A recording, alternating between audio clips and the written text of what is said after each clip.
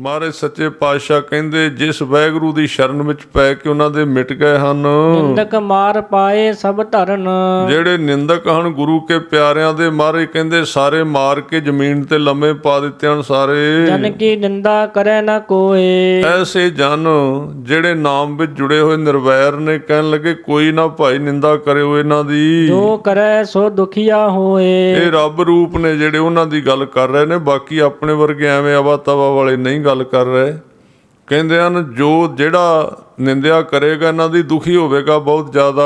ਆਠ ਪਹਰ ਜਨ ਏਕ ਧਿਆਏ। ਇਹ ਨਿਸ਼ਾਨੀ ਹੈ ਗੁਰਮੁਖਾਂ ਦੀ, ਅੱਠੇ ਪੈਰ ਇੱਕ ਦਾ ਧਿਆਨ ਹੀ ਬਣਿਆ ਰਹਿੰਦਾ ਅੰਦਰ ਉਹਨਾਂ ਦੇ। ਜਮੂਆ ਤਾਕੈ ਨਿਕਟ ਨ ਜਾਏ। ਤੇ ਜਮ ਉਹਨਾਂ ਦੇ ਨੇੜੇ ਨਹੀਂ ਜਾਂਦੇ ਬਿਲਕੁਲ ਵੀ। ਜਨ ਨਿਰਵੈਰ ਨਿੰਦਕ ਅਹੰਕਾਰੇ। ਉਹ ਜਿਹੜੇ ਜਨ ਨੇ ਉਹ ਤੇ ਨਿਰਵੈਰ ਨੇ, ਵੈਰ ਨਹੀਂ ਕਰਦੇ, ਨਿੰਦਕਾਂ ਦੇ ਨਾਲ ਵੀ ਨਹੀਂ ਵੈਰ ਕਰਦੇ, ਪਰ ਨਿੰਦਕ ਬੜੇ ਹੰਕਾਰੀ ਸੜਦੇ ਬਲਦੇ ਫਿਰਦੇ ਐ। ਜਨ ਭਲ ਮੰਨਹਿ ਨਿੰਦਕ ਵੇਕਾਰੇ। ਉਹ ਜਿਹੜੇ ਜਨ ਨੇ ਉਹ ਤੇ ਭਲਾ ਹੀ ਮੰਗਦੇ ਨੇ, ਸਾਰਿਆਂ ਦਾ ਵੀ ਭਲਾ ਹੀ ਕਰਦੇ ਹੋ ਸੱਚੇ ਪਾਤਸ਼ਾਹ, ਪਰ ਨਿੰਦਕ ਵਿਕਾਰਾਂ ਵਿੱਚ ਫਸੇ ਹੋਏ ਹਨ। ਗੁਰ ਕੈ ਸਿੱਖ ਸਤਿਗੁਰੂ ਧਿਆਇਆ। ਗੁਰੂ ਕੇ ਸਿੱਖਾਂ ਨੇ ਸਤਿਗੁਰੂ ਨੂੰ ਧਿਆਇਆ, ਆਪਣੇ ਨੂੰ ਰੱਬ ਰੂਪ ਜਾਣ ਕੇ। ਜਨ ਉਬਰੇ ਨਿੰਦਕ ਨਰਕ ਪਾਇਆ। ਜਿਹੜੇ ਜਨ ਪਿਆਰੇ ਸਾਨੂੰ ਉਭਰੇ ਹਨ, ਉਬਾਰ ਲਏ ਹਨ ਸੰਸਾਰ ਸਮੁੰਦਰ ਵਿੱਚੋਂ, ਤੇ ਸਤਿਗੁਰੂ ਨੇ ਨਿੰਦਕਾਂ ਨੂੰ ਨਰਕ ਵਿੱਚ ਸਿੱਟ ਦਿੱਤਾ ਹੈ। ਸੁਣ ਸਾਜਨ ਮੇਰੇ ਮੀਤ ਪਿਆਰੇ। ਹੇ ਸੱਜਣ ਮੇਰੇ ਮੀਤ ਪਿਆਰੇ ਵਾਹਿਗੁਰੂ, ਉਹ ਇਸ ਤਰ੍ਹਾਂ ਬੇਨਤੀ ਕਰਦੇ ਹਨ। ਸਤ ਬਚਨ ਵਰਤਹਿ ਹਰ ਦੁਆਰੇ। ਮਹਾਰਾਜ ਕਹਿੰਦੇ ਸਾਰੇ ਬਚਨ ਸੱਚੇ ਹਨ ਜਿਹੜੇ ਉੱਥੇ ਕਹੇ ਨੇ, ਐਵੇਂ ਵਧਾ ਘਟਾ ਕੇ ਨਹੀਂ ਗੱਲਾਂ ਕੀਤੀਆਂ। ਇਹ ਗੱਲਾਂ ਸਾਰੀਆਂ ਵਰਤਦੀਆਂ ਹਨ, ਹਰੀ ਦੇ ਦੁਆਰੇ ਦਾ ਸੱਚ ਹੈ। ਜੈਸਾ ਕਰੇ ਸੋ ਤੈਸਾ ਪਾਏ। ਜਿਵੇਂ ਦਾ ਕੋਈ ਕਰਦਾ ਉਵੇਂ ਦੇ ਪ੍ਰਾਪਤ ਹੁੰਦਾ ਉਸ ਨੂੰ। ਅਭਿਮਾਨੀ ਕੀ ਜੜ ਸਰ ਪਰ ਜਾਏ। ਹੰਕਾਰੀ ਦੀ ਜੜ ਉਸੇ ਵੇਲੇ ਪੁੱਟੀ ਜਾਂਦੀ। ਮਹਾਰਾਜ ਕਹਿੰਦੇ ਧਰਿਆ ਸਤਿਗੁਰ ਧਰ ਤੇਰੇ। ਇਹ ਸਤਿਗੁਰੂ ਜਿਹਨੇ ਨੇ ਧਰੇ, ਭਾਵ ਕੋਈ ਆਸਰਾ ਨਹੀਂ, ਉਹਨਾਂ ਨੂੰ ਤੇਰੇ ਚਰਨਾਂ ਦਾ ਹੀ ਆਸਰਾ। ਗਰੀਬ ਨਵਾਜ ਕਰ ਕਿਰਪਾ ਰੱਖੋ ਜਨ ਕੇਰੇ। ਕਿਰਪਾ ਕਰਕੇ ਇੱਜ਼ਤ ਬਚਾ ਲੋ ਦਾਸ ਦੀ। ਕਹੋ ਨਾਨਕ ਤਿਸ ਗੁਰ ਬਲਿਹਾਰੇ। ਕੁਰਬਾਨ ਜਾਈਏ ਐਸੇ ਸਤਿਗੁਰੂ ਨਾਨਕ ਦੇਵ ਧੰਨ ਗੁਰੂ ਗੋਬਿੰਦ ਸਿੰਘ ਮਹਾਰਾਜ ਜੀ ਤੋਂ, ਜਾ ਕੇ ਸਿਮਰਨ ਪੈਜ ਸਵਾਰੇ। ਜਿਨ੍ਹਾਂ ਦੁਆਰਾ ਕਰਾਏ ਗਏ ਸਿਮਰਨ ਦੇ ਨਾਲ ਪੈਜ ਸਵਾਰੀ, ਪੈਜ ਰੱਖ ਲਈ ਸੱਚੇ ਪਾਤਸ਼ਾਹ ਨੇ। ਰਾਗ ਗੋਂਡ ਬਾਣੀ ਭਗਤਾ ਕੀ। ਕਬੀਰ ਜੀ ਕਰ ਪਹਿਲਾ ਇੱਕ ਓੰਕਾਰ ਸਤਿਗੁਰ ਪ੍ਰਸਾਦ। ਇਹ ਬਾਣੀ ਅੱਗੇ ਕਬੀਰ ਸਾਹਿਬ ਦੀ ਸ਼ੁਰੂ ਹੁੰਦੀ ਹੈ ਗੋਂਡ ਰਾਗ ਦੇ ਵਿੱਚ। ਕਬੀਰ ਸਾਹਿਬ ਜੀ ਦੀ ਬਾਣੀ ਹੈ ਪਹਿਲੇ ਘਰ ਦੇ ਵਿੱਚ। ਇੱਕ ਓੰਕਾਰ ਸਤਿਗੁਰ ਪ੍ਰਸਾਦ।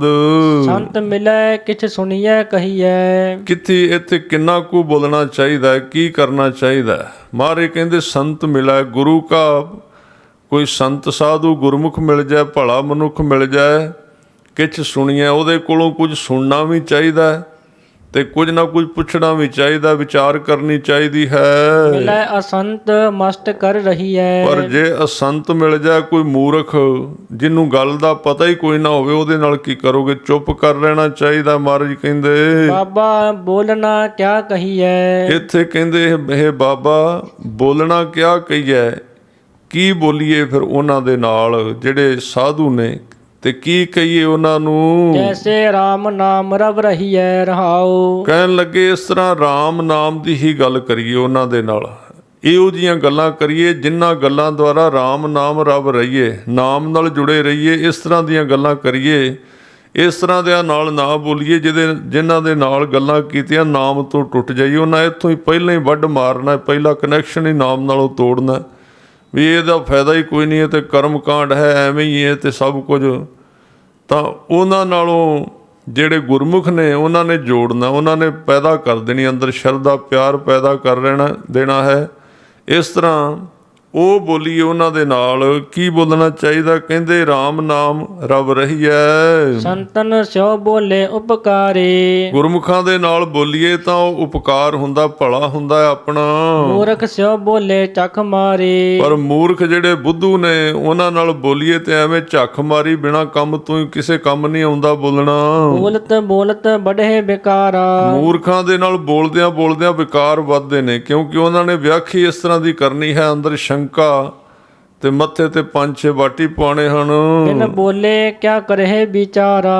ਪਰ ਬਿਨਾਂ ਬੋਲਣ ਤੋਂ ਵਿਚਾਰ ਕੀ, ਉਹਨਾਂ ਨਾਲ ਕੀ ਕਰੀਏ? ਭਾਵ ਨਾ ਤੇ ਇੱਥੇ ਬੋਲਣ ਤੋਂ ਰੋਕ ਰਹੇ ਨੇ ਤੇ ਨਾ ਕਹਿੰਦੇ ਬੋਲੋ। ਸਾਰਿਆਂ ਨਾਲ ਬੋਲਣਾ ਨਹੀਂ, ਕਹਿੰਦੇ ਪਰ ਜੇ ਤੁਸੀਂ ਗੁਰਮੁਖਾਂ ਨਾਲ ਵੀ ਨਹੀਂ ਬੋਲਦੇ ਫਿਰ ਵਿਚਾਰ ਕਿਵੇਂ ਕਰੋਗੇ? ਕਹੋ ਕਬੀਰ ਛੂਛਾ ਘਟ ਬੋਲੇ। ਜਿਹੜਾ ਨਾਮ ਨੂੰ ਛੱਡ ਕੇ ਹੋਰ ਗੱਲਾਂ ਕਰਦਾ ਨਾ ਬਹੁਤੀਆਂ, ਕਹਿੰਦੇ ਖਾਲੀ ਘੜਾ ਹੈ, ਛੂਛਾ ਘਟ ਮੈਨੇ ਘੜਾ ਬੋਲੇ।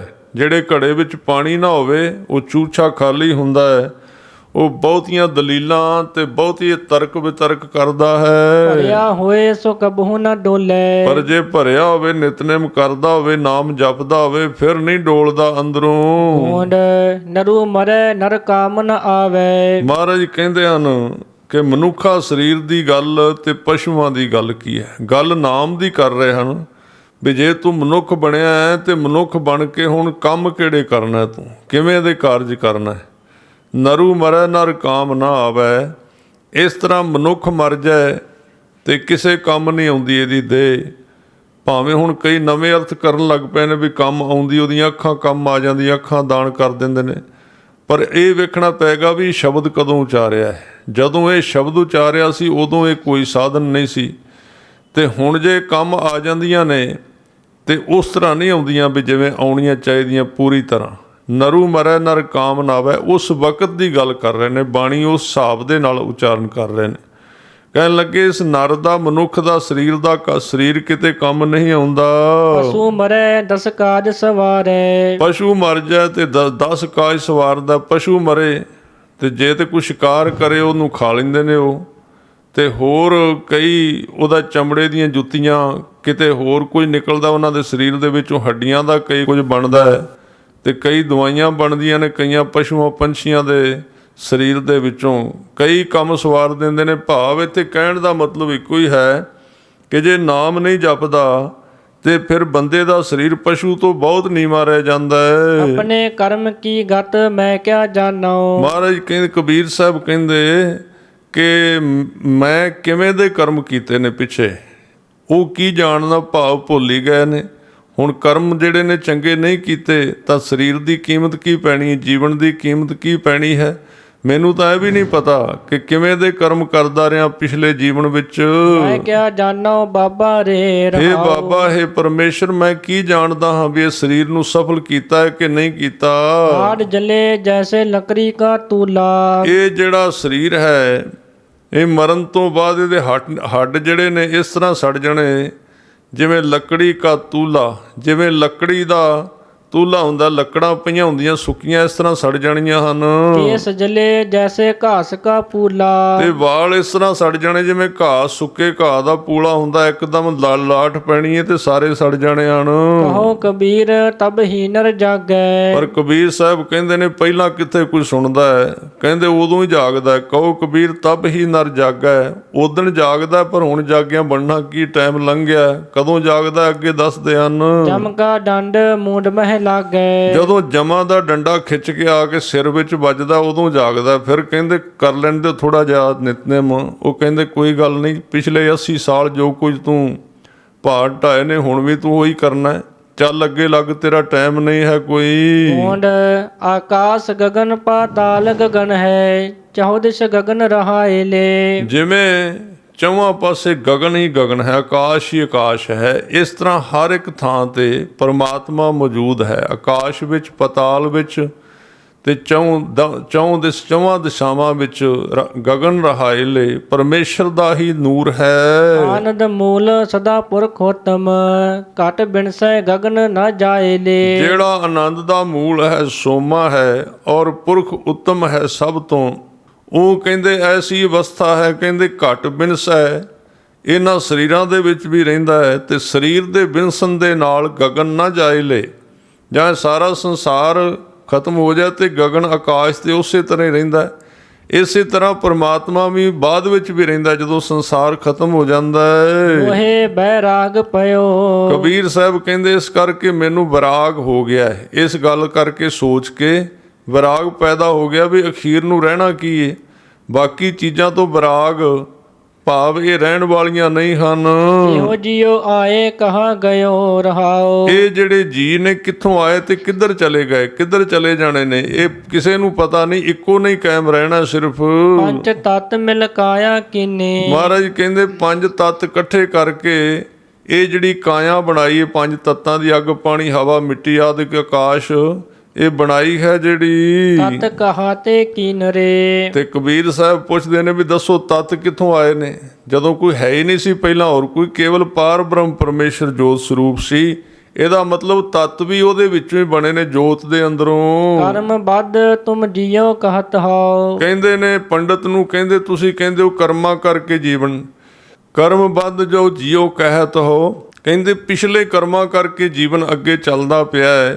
ਜਿਵੇਂ ਇਸ ਤਰ੍ਹਾਂ ਆਪ ਜੀ ਕਹਿੰਦੇ ਹੋ, ਕਰਮ ਹੈ ਕਿਨ ਜੀਓ ਦੀਨ ਰੇ। ਪਰ ਇਹ ਕਰਮ ਕਿੰਨੇ ਦਿੱਤੇ ਨੇ ਜੀਵ ਨੂੰ, ਕਿੰਨੇ ਲਿਖ ਕੇ ਦਿੱਤੇ ਵੀ ਇਹ ਬੰਦਾ ਇਹ ਕੰਮ ਕਰੇਗਾ। ਭਾਵ ਕਰਮ ਵੀ ਆਤਮਾ ਦੇ ਵਿੱਚੋਂ ਹੀ ਘੜੇ ਗਏ ਨੇ, ਉਸ ਜੋਤ ਸਰੂਪ ਦੇ ਅੰਦਰੋਂ। ਧਰਮ ਹੈ ਤਨ ਮਹਿ ਹਰ ਹੈ। ਬਸ ਇਹ ਕਹਿੰਦੇ ਕਬੀਰ ਸਾਹਿਬ, ਵਾਹਿਗੁਰੂ ਦੇ ਵਿੱਚ ਸਰੀਰ ਹੈ ਸਾਡਾ, ਤੇ ਸਾਡੇ ਸਰੀਰ ਦੇ ਵਿੱਚ ਵਾਹਿਗੁਰੂ ਹੈ। ਸਰਬ ਨਿਰੰਤਰ ਸੋਏ ਰੇ। ਸਾਰੇ ਥਾਵਾਂ ਤੇ ਸਰਬ ਨਿਰੰਤਰ ਇੱਕੋ ਹੀ ਸਮਾਇਆ ਹੋਇਆ ਹੈ। ਇਹ ਕਬੀਰ RAM ਨਾਮ ਨ ਛੋਡੋ। ਇਸ ਕਰਕੇ ਕਬੀਰ ਜੀ ਕਹਿੰਦੇ ਹੈ ਭਾਈ, ਸਾਡਾ ਤੇ ਇੱਕੋ ਹੀ ਤਜਰਬਾ ਹੈ ਵੀ ਸੱਚੇ ਪਾਤਸ਼ਾਹ ਦਾ ਨਾਮ ਨਹੀਂ ਛੱਡਣਾ ਚਾਹੀਦਾ ਕਦੀ। ਸਹਜੇ ਹੋਏ ਸੋ ਹੋਏ ਰੇ। ਸਹਿਜ ਅਵਸਥਾ ਵਿੱਚ ਟਿਕੇ ਰਹੋ, ਜੋ ਕੁਝ ਹੋ ਰਿਹਾ ਉਹਨੂੰ ਪ੍ਰਵਾਨ ਕਰ ਲੋ, ਰਜਾ ਵਿੱਚ ਰਹੋ। ਰਾਗ ਗੋਂਡ ਬਾਣੀ ਕਬੀਰ ਜੀਓ ਕੀ, ਘਰ ਦੂਜਾ ਇੱਕ ਓੰਕਾਰ ਸਤਿਗੁਰ ਪ੍ਰਸਾਦ। ਅੱਗੇ ਗੌਂਡ ਰਾਗ ਵਿੱਚ ਕਬੀਰ ਸਾਹਿਬ ਦੂਜੇ ਘਰ ਵਿੱਚ ਬਾਣੀ ਉਚਾਰਦੇ ਨੇ, ਇੱਕ ਓੰਕਾਰ ਸਤਿਗੁਰ ਪ੍ਰਸਾਦ।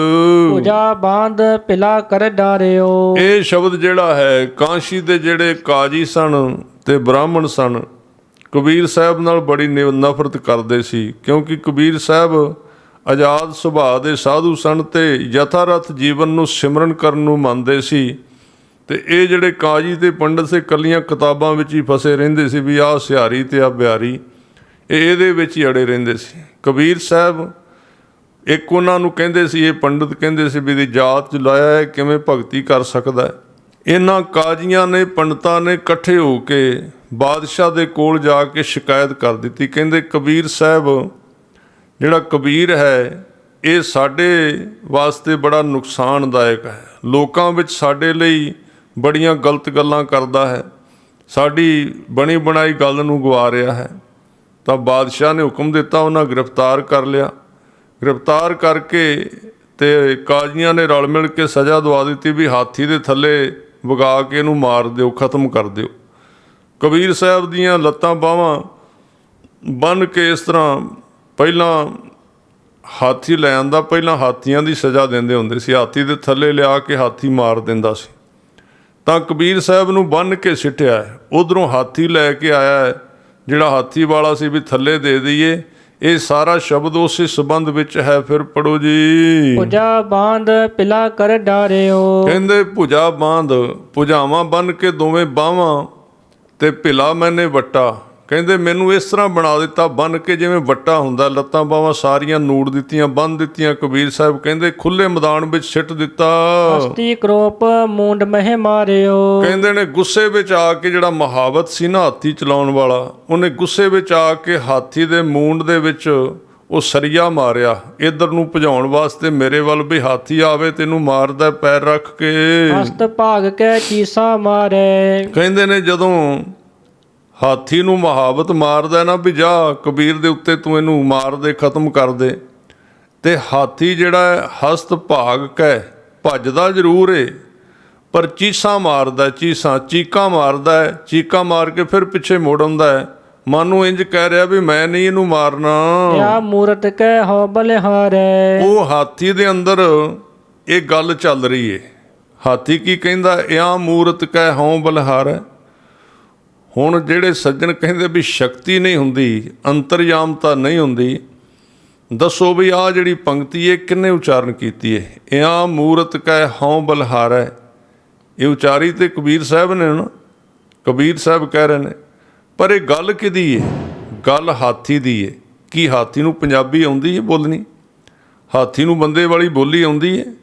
ਇਹ ਫਿਰ ਕਿੰਨੇ ਬੁੱਝ ਲਿਆ ਵੀ ਹਾਥੀ ਇਸ ਤਰ੍ਹਾਂ ਸੋਚਦਾ ਪਿਆ? ਬਾਣੀ ਨੂੰ ਸੱਤ ਕਰਕੇ ਮੰਨਦੇ ਹੋ ਨਾ, ਮੱਥਾ ਤੇ ਟੇਕਦੇ ਹੀ ਹੋ, ਅੱਗੇ ਮਾੜਾ ਮੋਟੇ ਟੇਕਦੇ ਹੋ ਤੇ ਪਤਾ ਹੀ ਸਾਨੂੰ ਕਿੰਨਾ ਕੁ ਟੇਕਦੇ ਹੋ ਤੁਸੀਂ। ਪਰ ਇਹ ਬਾਣੀ, ਇਹ ਗੱਲ ਜਿਹੜੀ ਹਾਥੀ ਸੋਚ ਰਿਹਾ ਹੈ, ਕਬੀਰ ਸਾਹਿਬ ਉਹਨੂੰ ਬੋਲ ਕੇ ਕਹਿ ਰਹੇ ਨੇ, ਤੇ ਗੁਰੂ ਅਰਜਨ ਦੇਵ ਜੀ ਭਾਈ ਗੁਰਦਾਸ ਜੀ ਤੋਂ ਲਿਖਾ ਰਹੇ ਨੇ, ਤੇ ਇਹਨੂੰ ਕਹਿ ਰਹੇ ਨੇ ਵਾਹੋ ਵਾਹੋ ਬਾਣੀ ਨਿਰੰਕਾਰ ਹੈ, ਇਹ ਸੱਚ ਲਿਖਿਆ ਹੋਇਆ। ਫਿਰ ਕੀ ਕਹੋਗੇ, ਸ਼ਕਤੀ ਨਹੀਂ ਹੁੰਦੀ ਭਗਤਾਂ ਦੇ ਵਿੱਚ? ਕੀ ਉਹ ਵੇਖ ਨਹੀਂ ਲੈਂਦੇ ਵੀ ਹਾਥੀ ਕੀ ਸੋਚ ਰਿਹਾ? ਉਹ ਸੋਚ ਰਿਹਾ, ਤਾਂ ਹੀ ਕਬੀਰ ਸਾਹਿਬ ਕਹਿ ਰਹੇ ਨੇ, ਇਹ ਆ ਮੂਰਤ ਕਹਿ ਹੋਂ ਬਲਿਹਾਰੈ। ਇਹ ਜਿਹੜਾ ਬੰਦਾ ਅੱਗੇ ਤੁਸੀਂ ਬੰਨ੍ਹ ਕੇ ਵਗਾਇਆ ਹੋਇਆ ਨਾ, ਬੜਾ ਸੋਹਣਾ ਮੈਨੂੰ ਲੱਗਦਾ ਹੈ, ਮੈਂ ਕੁਰਬਾਨ ਜਾਵਾਂ ਇਹਦੇ ਉੱਤੋਂ। ਇਹ ਹਾਥੀ ਕਹਿੰਦਾ ਹੈ, ਆਹੇ ਮੇਰੇ ਠਾਕੁਰ ਤੁਮਰਾ ਜੋਰ। ਇਹਦੇ ਵਿੱਚ ਰਹਾਉ ਦੀ ਤੁਕ ਵਿੱਚ ਪ੍ਰਮਾਤਮਾ ਦੇ ਅੱਗੇ ਅਰਦਾਸ ਦੇ ਰੂਪ ਵਿੱਚ, ਪਿਆਰ ਵਿੱਚ ਕਹਿੰਦੇ ਨੇ ਕਬੀਰ ਸਾਹਿਬ, ਕਹਿੰਦੇ ਆਹੇ, ਕਹਿੰਦੇ ਵਾਹ, ਆਹੇ ਮੈਨੇ ਵਾਹ, ਵਾਹ ਮੇਰੇ ਰੱਬਾ, ਤੇਰਾ ਜ਼ੋਰ ਬੜਾ ਹੈ, ਤੇਰੀ ਸ਼ਕਤੀ ਬੜੀ ਹੈ। ਕਾਜੀ ਬਕਬੋ ਹਸਤੀ ਤੋਰ ਪਰ ਰਹਾਓ। ਕਾਜੀ ਜਿਹੜਾ ਹੈ ਉਹ ਬਕਬੋ, ਉਹ ਫਿਰ ਬੋਲੀ ਜਾਂਦਾ, ਫਿਰ ਬਕੀ ਜਾਂਦਾ। ਕੀ ਕਹਿੰਦਾ? ਹਸਤੀ ਤੋਰ। ਕਹਿੰਦੇ ਹਾਥੀ ਨੂੰ ਤੋਰ, ਮਹਾਵਤ ਨੂੰ ਆਵਾਜ਼ਾਂ ਮਾਰਦਾ, ਕਹਿੰਦੇ ਤੋਰ ਕੇ ਚੜਾ ਦੇ ਇਹਦੇ ਉੱਤੇ। ਏ ਮਹਾਵਤ ਤੁਝ ਡਾਰੋ ਕਾਟ। ਇਹ ਜਿਹੜਾ ਕਾਜੀ ਗੁੱਸੇ ਵਿੱਚ ਆ ਗਿਆ, ਕਿਉਂਕਿ ਹਾਥੀ ਅੱਗੇ ਨਹੀਂ ਸੀ ਆਉਂਦਾ ਮਹਾਵਤ ਤੋਂ, ਉਹ ਜ਼ੋਰ ਲਾਂਦਾ ਸੀ, ਹਾਥੀ ਕਬੀਰ ਸਾਹਿਬ ਵੱਲ ਆਉਂਦਾ ਨਹੀਂ, ਕਲਾ ਵਰਤ ਗਈ ਅੱਗੇ।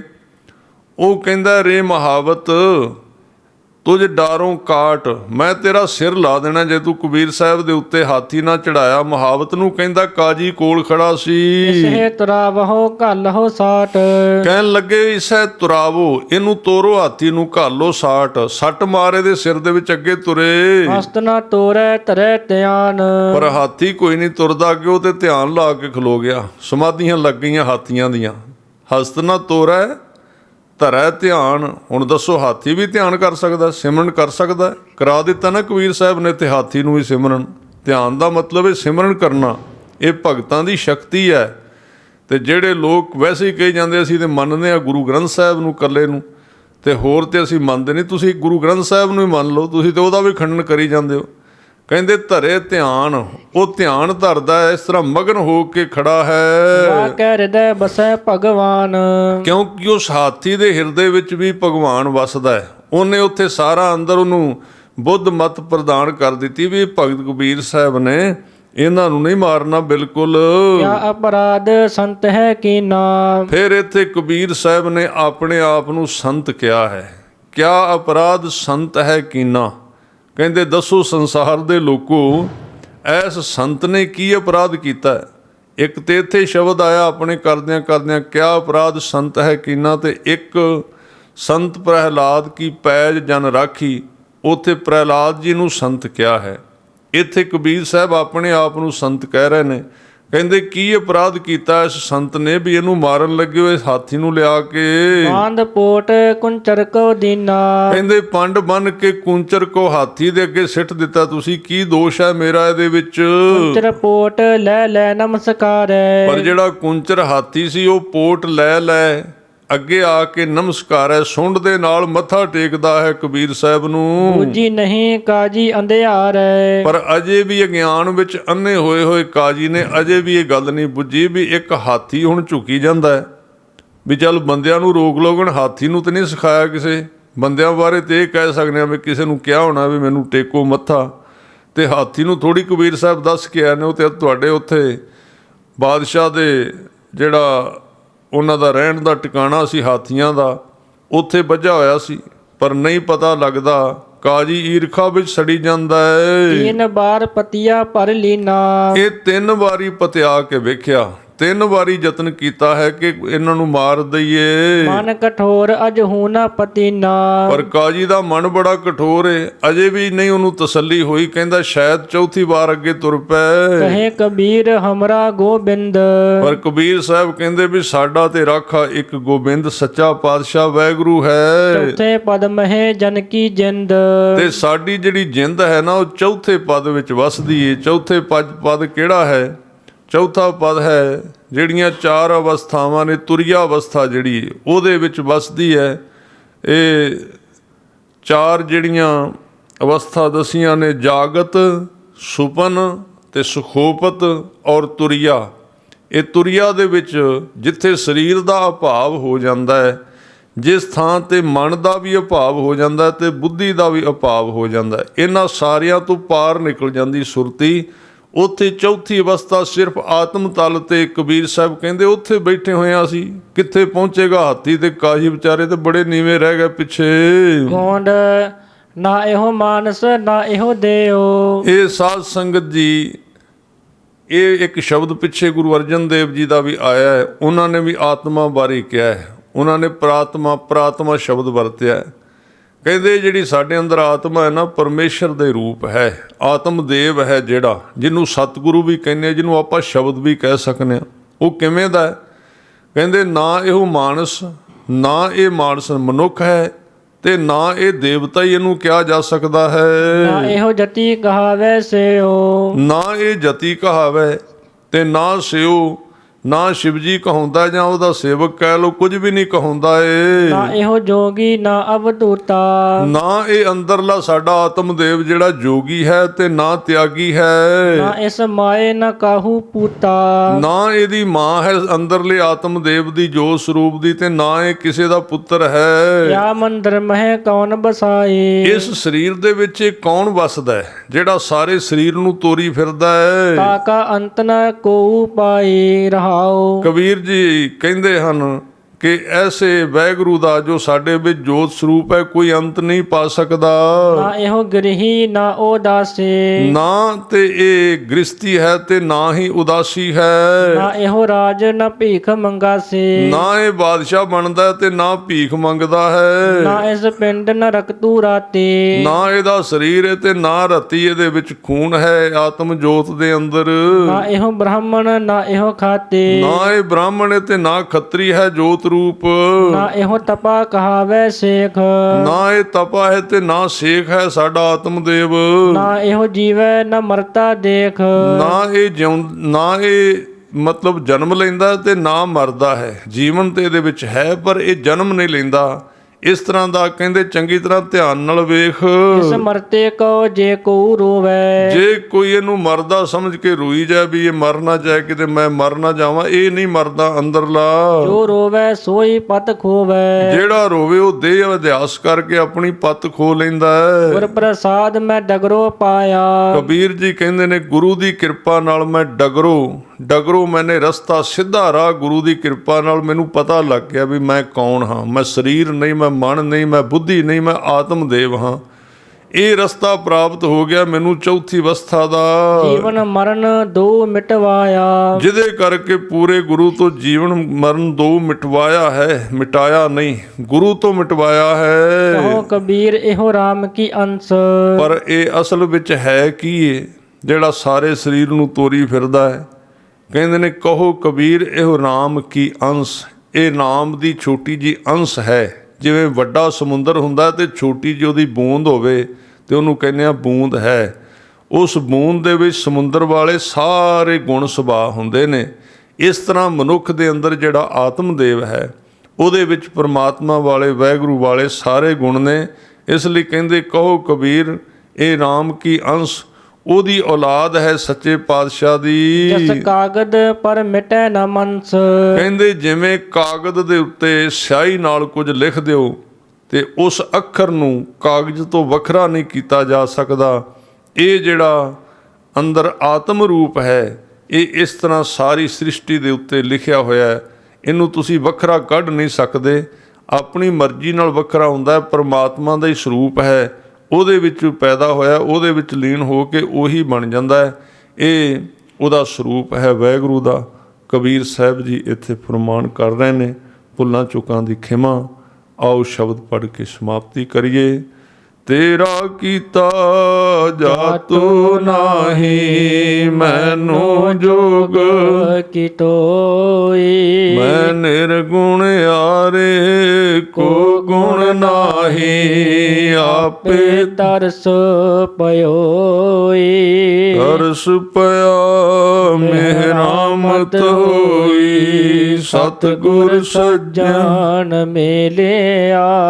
ਨਾਨਕ ਨਾਮ ਮਿਲੈ ਤਾਂ ਜੀਵਾ। ਤਨ ਮਨ ਥੀਵੈ ਹਰਿਆ।